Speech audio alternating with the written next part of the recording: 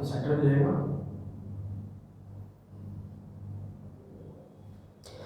Hello दोस्तों, मेरा नाम हेमंत मुदलियार है और आज नवंकुर फाउंडेशन ये वीडियो आपके लिए लेकर आया। स्पेशली काफ़ी लोगों ने डिमांड की थी पिछले कुछ दिनों से।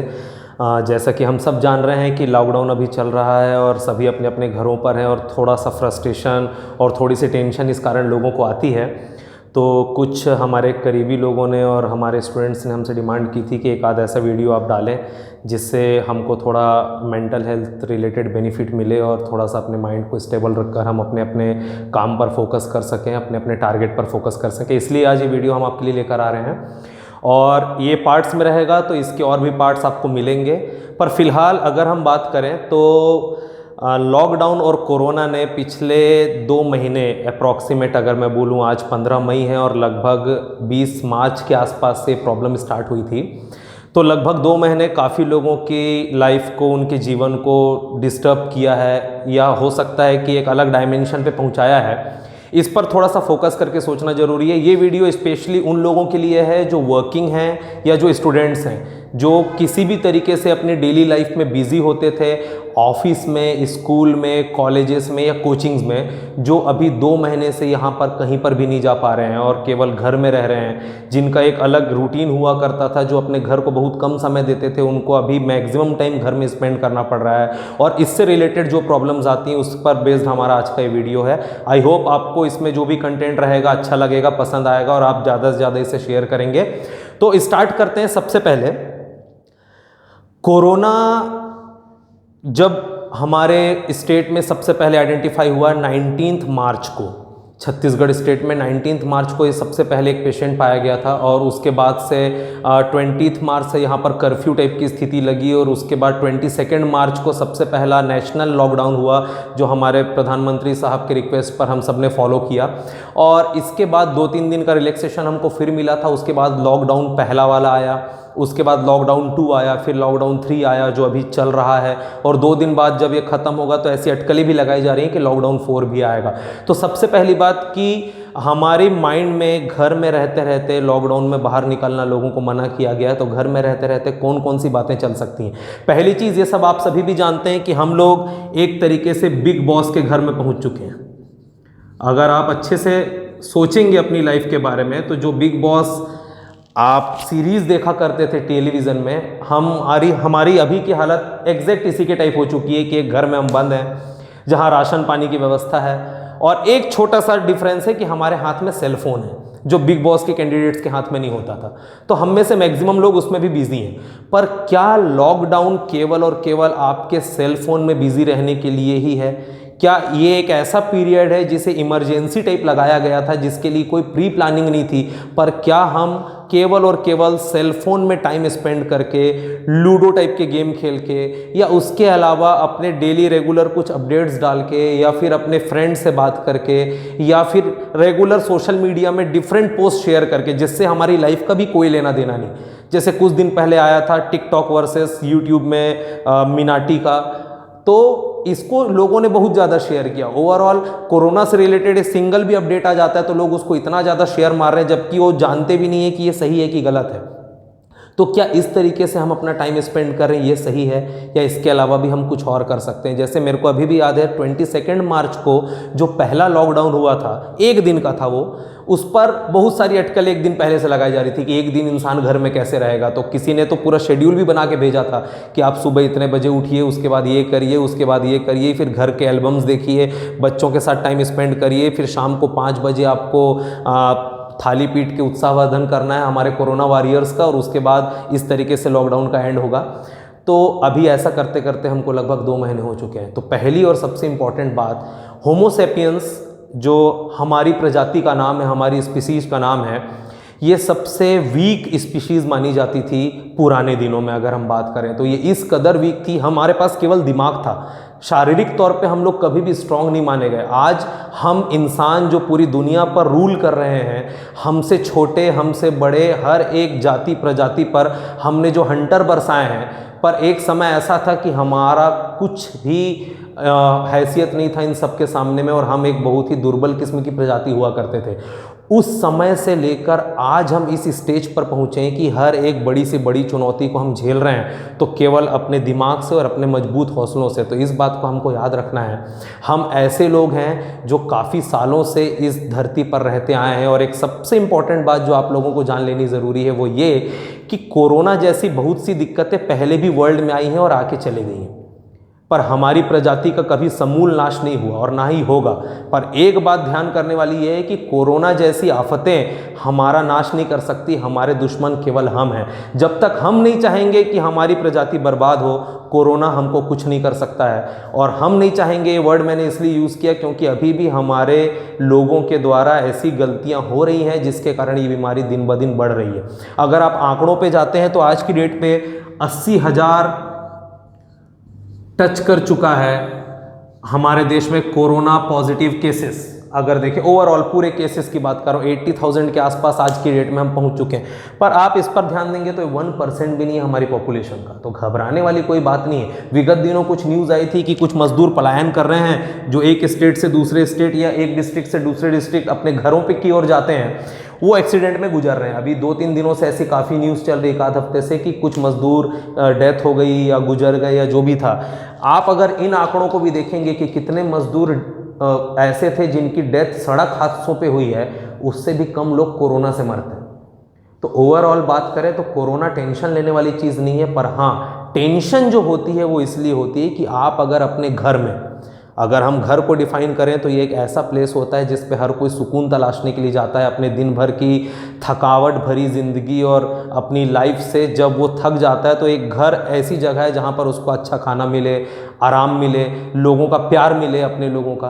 तो इस कारण वो घर में जाता है। और घर में आप अभी 2 महीने से रह रहे हैं लगातार, तो जब घर में हमारे सारे करीबी एक साथ रहेंगे तो कहीं ना कहीं होता है कि वो घर घर नहीं रहता। मैंने आपको पहले ही बोला, वो बिग बॉस का घर बन जाता है, जहाँ पर आपको हर दूसरा मेंबर जो रहेगा, फैमिली मेंबर, वो ऐसा लगेगा कि ये मेरी निगरानी कर रहा है, ये मेरी जासूसी कर रहा है। आपको लगेगा मैं उसे लड़ लूँ। तो घरेलू झगड़े, मेंटल स्ट्रेस और थोड़ी बहुत मानसिक थकावट ये बहुत आम है। और बहुत सारे लोगों ने हमसे संपर्क भी किया इसी नाम पर कि सर इन सब से कैसे उबरा जाए, थोड़ा सा आप गाइड करिए। तो एक सबसे इम्पॉर्टेंट बात कि आप घर में हैं, ये चीज़ सबके लिए दुखदाई है कि हम कैसे अपने आप को कंट्रोल करें इन सारी सिचुएशन में फंसने से पहले। तो एक सिंपल सा है कि मौका मिला है, आप सभी वर्किंग थे, कोई स्कूल में स्टूडेंट रहा होगा या कोई ऑफिस में वर्किंग मेंबर रहा होगा, तो आप सब लोग छुट्टियों के लिए तो मरे जाते थे। ये तो बात एकदम फैक्ट है। हमने भी बहुत सारे स्टूडेंट्स के साथ डील किया है। छुट्टी मतलब लोग 2 पैर पे हवा में उछल जाते हैं, इस कदर उनको खुशी मिलती है। तो छुट्टियों के लिए तो हर कोई पहले से बहुत डेडिकेटेड था कि छुट्टी मिले, छुट्टी मिले। ऊपर वाले की कृपा से आपको बहुत बड़ी छुट्टी मिल चुकी है। गर्मी की छुट्टियां जो हुआ करती थी 2 से ढाई महीने की बच्चों को जो मिलती थी, वो आज की डेट में हर एक वर्ग को मिली हुई है। तो थोड़ा सा पॉजिटिवली इन चीज़ों के बारे में सोचिए। और सजेशन मेरा ये रहेगा कि सोशल मीडिया पे आप एक्टिव रहें, कोई इशू नहीं है। आप अपने लोगों से बात करें, इसमें भी कोई इशू नहीं। पर हाँ, आप एक स्पेस अपने लिए ज़रूर फाइंड करें अपने उन टारगेट्स को रीच करने के लिए जो शायद आप अपने बिजी शेड्यूल के कारण नहीं कर पा रहे थे। जैसे कि आपका कोई भी ऐसा काम जो आपने कभी भी सोचा हो कि करना है, मुझे करना है, मुझे करना है, पर रेगुलर रूटीन के कारण आप उस काम को करने का समय नहीं निकाल पा रहे थे, वो आप बिल्कुल कर सकते हैं। जैसे अगर मान लीजिए आपको गाना सीखने का शौक है, आप अभी कोई म्यूज़िक क्लास ज्वाइन नहीं कर सकते, पर हाँ आप यूट्यूब के थ्रू या कोई भी सोशल मीडिया ऐप के थ्रू आप गाना सीखना ट्राई कर सकते हैं, सीखने की कोशिश कर सकते हैं। और केवल सॉन्ग की बात नहीं है, आपके अगर कुछ टारगेट्स भी हैं, जैसे कि मैं अभी बीच में लाता हूं उन स्टूडेंट्स को जो प्रिपरेशन कर रहे हैं कंपटीशन एग्जाम्स की, अगर हम उनकी बात करें तो उनके साथ तो सबसे बड़ी दिक्कत ये आ रही है कि एक खुशखबरी जो हमको समझ में आती है कि जो एग्ज़ाम आपका होने वाला था लास्ट वीक, उस एग्ज़ाम के लिए आपको 75+ डेज और मिल चुके हैं। तो जो एग्ज़ाम लास्ट वीक होने वाला था उसके लिए आपको एडिशनल डेज और मिल चुके हैं। 2 महीने से भी बड़ा समय होता है ये। अब एक तो खुशखबरी ये रहती है कि इतना बड़ा टाइम है तो बहुत अच्छे से होगा, पर दूसरी बात यह है जो सबसे बड़ा ट्रूथ है कि जिस पेपर में आपको गैप सबसे ज़्यादा मिलता है वही पेपर में आपके मार्क्स सबसे कम आते हैं। अगर आप प्रीवियस हिस्ट्री अपने लाइफ की देखें तो जिस भी एग्ज़ाम को आपने दिया है उस एग्ज़ाम में जिस पेपर में आपका गैप सबसे ज़्यादा रहा होगा उसी पेपर में कंपैरेटिवली आपके मार्क्स कम आते हैं, क्योंकि दिमाग ये सोच के रिलैक्स होता है कि अभी मेरे पास बहुत ज़्यादा टाइम है। तो सही बात है, आपके पास टाइम है, पर इस टाइम को आप वेस्ट ना करें, क्योंकि यहाँ पर पंचतंत्र की कछुआ और खरगोश वाली कहानी हमारे काम आएगी कि आपके पास टाइम है, आपकी डेस्टिनी बहुत दूर है, कोई दिक्कत की बात नहीं है, पर हाँ बहुत दूर है और मेरे पास समय है, सोच के आप एक एक दिन निकालेंगे तो एक समय वो समय बहुत कम बच जाएगा। तो इसलिए कोशिश ये करिए कि रेगुलर आप कम टारगेट अचीव करें, पर हाँ रेगुलर बेस पर टारगेट अचीव होना चाहिए। लाइक ऐसा नहीं है कि एक दिन में मुझे 10 चैप्टर कंप्लीट करने, आप एक दिन में 2 टॉपिक करें, पर ये 2 टॉपिक ऐसे होने चाहिए जो एट द एंड केवल एक नज़र देखने पर रिवाइज हो जाएं, जिनको फिर से डीपली स्टडी आपको ना करना पड़े। आपकी जो भी मिस्टेक्स हैं उनको फिल्टर करिए, अपने घर परिवारजनों जिनके साथ आपको लगता है कि मैं ज़्यादा समय हूँ और मेरी बहसबाजी ज़्यादा होती है, अवॉइड करें। देखिए एक छोटी सी स्टोरी आपको मैं बताता हूँ, ये स्टोरी सुकरात की है, जो यूनान के प्रसिद्ध दार्शनिक थे, और यूनान ने 3 दार्शनिक 3 जनरेशन में दिए। सुकरात, उनके शिष्य थे प्लेटो जिनको अफलातून के नाम से भी जाना जाता है, और उनके शिष्य थे अरस्तु जिनको एरिस्टोटल के नाम से जानते हैं, और अरस्तु जो थे वो सिकंदर के गुरु थे। तो सुकरात सबसे पहले पहुँचे हुए दार्शनिक थे यूनान के, और उनसे रिलेटेड ये स्टोरी है कि एक बार प्लेटो जो उनके स्टूडेंट रहा करते थे, और बचपन में ऐसा माना जाता है कि प्लेटो को प्लातून बोला जाता था, जिसका मतलब होता है बेवकूफ़ या गधा या मूर्ख, क्योंकि वो पढ़ाई में ज़्यादा इंटरेस्ट लेते नहीं थे। तो एक बार प्लेटो ने सुकरात से क्वेश्चन किया कि गुरुजी मुझे सफलता कैसी पाई जाती ये बताइए। तो सुकरात ने उनको कहा कि तुम कल सुबह 4 बजे मुझे नदी में आकर मिलो। तो प्लेटो तो उत्सुक थे कि भाई शॉर्टकट में कुछ सफलता मिल जाए तो मैं भी अर्जित कर लूँ करके, वो सुबह 4 बजे से पहुँच गए। जैसे ही वो सुबह 4 बजे पहुँचे तो उन्होंने देखा कि उनके गुरुजी सुकरात पहले से नदी में थे। उन्होंने कहा बेटा प्लूटो तुम अंदर आ जाओ, सॉरी प्लूटो नहीं प्लेटो, बेटा प्लेटो तुम अंदर आ जाओ। तो प्लेटो जैसे ही अंदर गए नदी में, सुकरात ने उनको अपने सामने खड़ा किया और बोला हाथ जोड़ो, और उसके बाद उनको पकड़ के, उनके सिर से उनको पकड़ के पानी के अंदर डुबा दिया। तो उनके पूरे मुंह को उन्होंने पानी के अंदर डुबा दिया, पूरी ताकत से डुबा के पानी के अंदर रखे थे। तो प्लेटो को लगा कि गुरुजी हैं, कुछ बताने की कोशिश करे होंगे करके, शुरू में तो उन्होंने कुछ रिएक्शन नहीं दिया, पर जब ये टाइम ज़रूरत से ज़्यादा बढ़ा तो उनको सांस लेने में दिक्कत होने लग गई, तो छटपटाने लगे। तो इस चक्कर में उन्होंने हाथ पैर मारे, निकलने की कोशिश की, पर सुकरात पूरी ताकत से उनको रोक के रखे थे। तो जब उन्होंने ये देखा कि गुरुजी तो मतलब मेरी जान ले लेंगे, तो उन्होंने हाथ पैर मारने शुरू किए, और इस धक्का मुक्की में सुकरात को भी थोड़ा बहुत उन्होंने चोट पहुंचाई कि भाई मेरे को निकलने दो, हाथ मारे पैर मारे। सीधी सी बात है, आदमी का मुंह पानी के अंदर है, बहुत देर से रोक के रखा गया तो वो तो कोशिश करेगा ही। तो जब वो बहुत कोशिश कर चुके थे, अपने गुरुजी को उन्होंने जाने अनजाने चोट भी पहुंचाई, हाथापाई टाइप की भी नौबत आ गई कि निकलने क्यों नहीं दे रहे हैं, और जब बहुत ज़्यादा वो छटपटा चुके तब सुकरात ने उन्हें छोड़ा, और जैसे ही बाहर निकले उन्होंने गहरी सांस ली और फिर एक ही प्रश्न किया, गुरुजी आप सफलता का रहस्य बताने वाले थे, ये मुझे क्या मारने के लिए बुला लिया आप यहाँ पे? तब सुकरात ने आंसर किया कि बेटा यही सफलता का रहस्य है। जिस प्रकार तुम पानी के अंदर डूबे थे, तुम्हारे दिमाग में क्या चल रहा था? तुम्हारे दिमाग में कोई तुम्हारा सगा संबंधी नहीं था, तुम्हारे दिमाग में यह भी नहीं था कि मैं तुम्हारा गुरु हूं जिससे तुम सफलता का रहस्य सीखने के लिए आए हो। तुम्हारे दिमाग में केवल एक ही चीज़ थी, वो ये कि मैं कैसे सांस लूं और अपनी जान बचाऊं।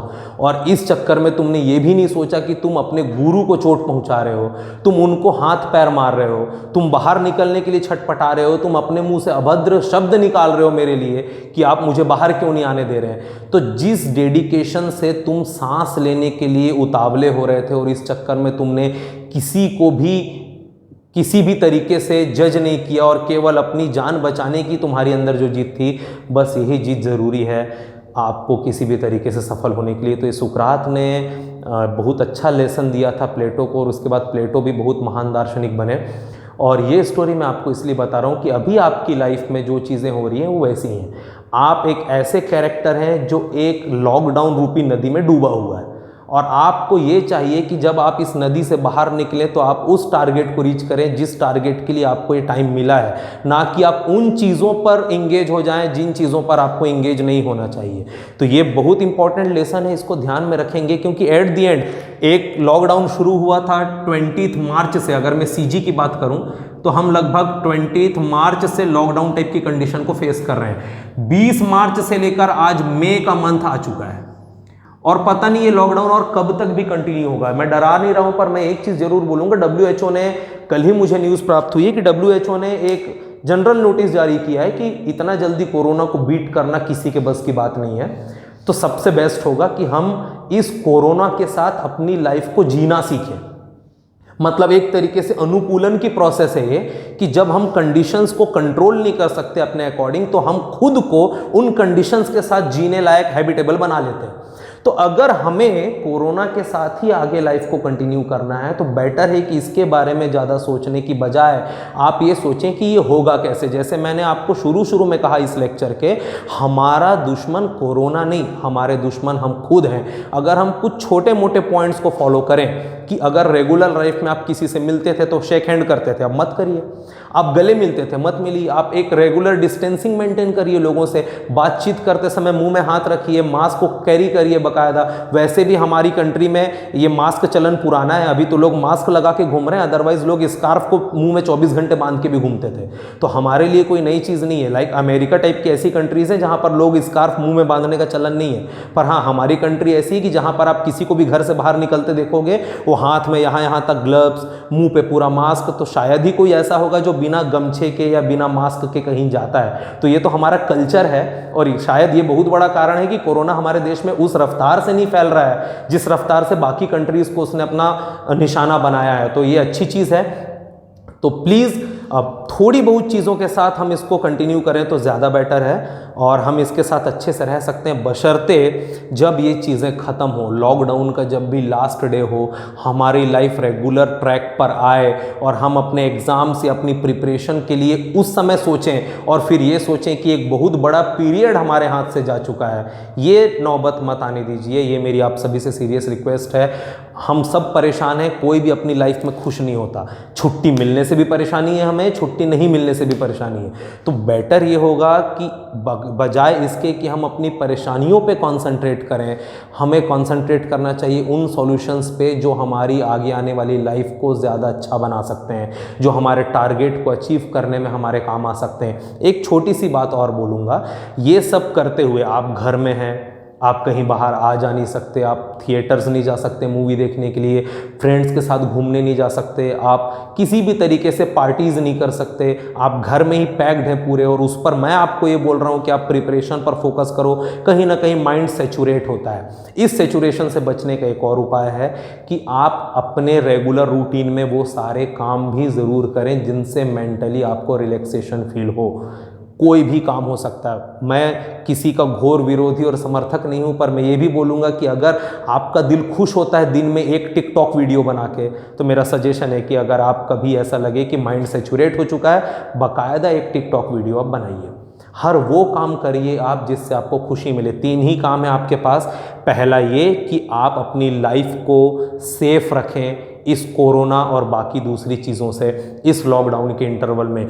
दूसरा ये कि आप अपने टारगेट पर फोकस्ड रहें। अगर आप कोई बिजनेसमैन हैं या आप कहीं किसी कंपनी के एम्प्लॉय हैं, तो आपको जो भी टास्क और टारगेट अभी मिल रहे हैं और आप अगर अपनी किसी पढ़ाई या किसी एग्ज़ाम के लिए फोकस्ड हैं, प्रिपरेशन कर रहे हैं, तो उसको क्रैक करने के लिए, उस पर अच्छा रिजल्ट देने के लिए आप फोकस्ड रहें। ये आपका सेकंड वर्क होना चाहिए।